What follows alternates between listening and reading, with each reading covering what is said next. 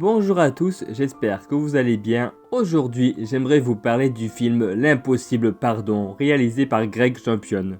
Avec Kimberly William Paisley dans le rôle de Ida Graber, Taimi Blanchard dans le rôle de Amy Roberts, Matt Letcher dans le rôle de Gideon Graber et Faye Masterson dans le rôle de Jill Green. Dans une école de Pennsylvanie, 10 fillettes sont prises pour cible par un homme non amish qui veut ainsi se venger de Dieu qui a rappelé à lui son bébé qui venait de naître.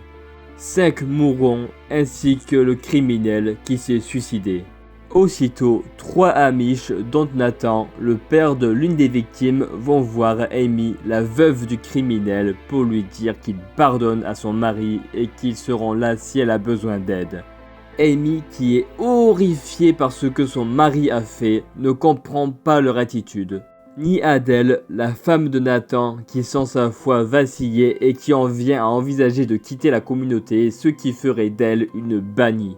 Nathan a pardonné l'impardonnable pour ne pas laisser la haine envahir son cœur et le dévorer. Le film raconte donc l'histoire vraie d'une communauté chrétienne des Amish. En gros, une communauté chrétienne qui reste très traditionnelle sans se conformer aux choses de ce monde. Au début, on y voit comment est l'ambiance, leur mode de vie, etc. Nous avons également quelques passages de l'auteur de la fusillade, Charlie, et de sa famille, jusqu'au jour où il décida de passer à l'action, prenant en otage et pris pour cible 10 fillettes et seulement 5 s'en sortiront vivantes, et la plupart avec des séquelles physiques. Les Amish furent profondément sous le choc, les familles des victimes furent totalement effondrées.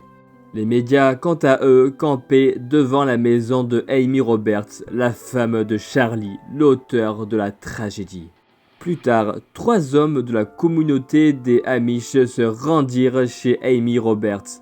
Alors que Amy s'attendait à des hommes ayant un désir de vengeance, ce n'est pas du tout le cas. Au contraire, Amy ouvrit la porte à 3 hommes très bouleversés par ce terrible drame, mais ils sont venus pardonner à Charlie pour ce qu'il a fait et pardonner également à Amy. Et plus fort encore, ils eurent compassion de Amy en lui proposant de l'aide. Bien que pardonner est parfois très difficile pour la plupart de la communauté car la douleur est toujours présente et immense. C'est le cas pour Adèle, la femme de Nathan, qui ne trouva pas le pardon. Plus tard, une bonne nouvelle tomba. Une fille nommée Rebecca survécut à ses blessures et Amy se proposa pour accompagner la mère ainsi que Adèle. Mais cette dernière accepta amèrement et ne trouva toujours pas le pardon et songea même à partir de la communauté. Plus tard encore, Amy discuta avec les familles des victimes ainsi que Adèle. Des échanges très bouleversants.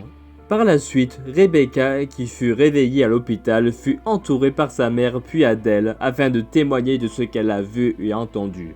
Pour éviter de trop vous spoiler, je ne vais pas vous en dire plus, mais ce que je peux vous dire, c'est que vraiment le témoignage de Rebecca est vraiment très bouleversant. Au début, ce film m'a beaucoup intéressé du fait que non seulement c'est une histoire vraie, mais aussi qui traite du pardon suite à une tragédie.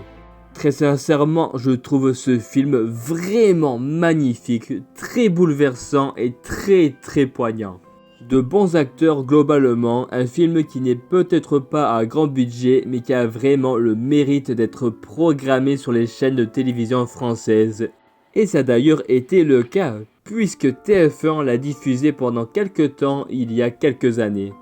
De plus, ce que j'ai beaucoup aimé dans ce film, c'est qu'on apprend aussi un enseignement sur le pardon. Je ne peux donc que vous le recommander à tous. Pour moi, ce film doit continuer à faire parler de lui pour la gloire de notre Dieu.